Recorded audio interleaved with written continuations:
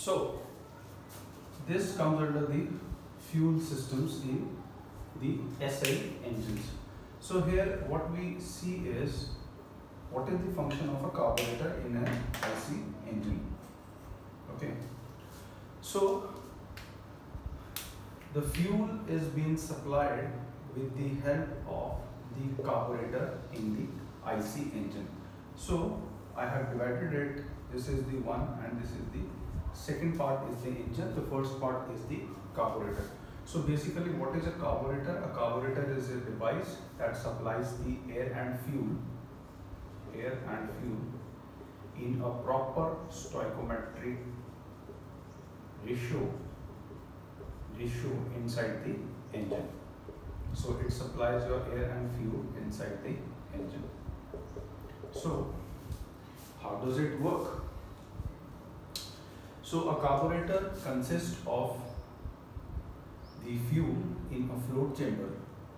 So what happens is the fuel is connected to this particular vertical column with the help of this nozzle and channel arrangement. Okay. So what happens is at this particular throat, this is a throat, or we say this is a venturi. So what happens is we have two valves. One is the choke valve, another is your throttle valve. So this is the choke valve, this is the throttle valve. So what happens is there is a pressure difference being created in this particular throat through which there is a mixing, and due to the full throttle, the throttle position is vertical and all the air and fuel that is being mixed enters from the carburetor and it is fed into the engine for further combustion. So always remember, students, the fuel that is fed inside the engine in an SI engine consists of a carburetor device that sends the fuel to this particular vertical column through the help of a venturi. So how this principle, the science behind it is, we have a decrease in a cross-sectional area.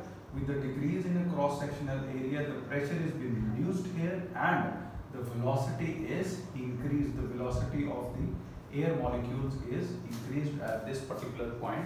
So that's why, due to the pressure differences, here the fuel tries to accumulate this position and it is spread in this particular vectory.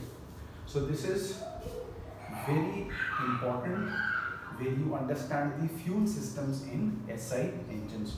So very important is the mass flow rate of the fuel and the mass flow rate of the air inside the engine. So on which parameters it depends? It depends upon the velocity, it depends upon the pressure, it depends upon the temperature.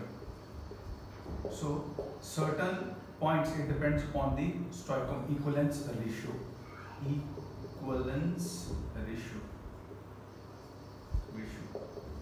So air and fuel, when entered into the system in a particular ratio, is very important. Suppose I say a value is 15:1, means 1 gram of fuel and 15 grams of air will be supplied inside the engine. So when we talk of power, and when we talk of the air fuel ratio, we get certain parameters. These parameters are very important. So as the air fuel ratio value increases, the power is being decreased. Here you see this is the function for specific fuel consumption. So specific fuel consumption curve is this and the power curve is this. So here it is a rich mixture and here it is a lean mixture. Okay, so this you have to see. When this value increases, then we get better economy. Better economy is being achieved here, and better power is being achieved here. So always remember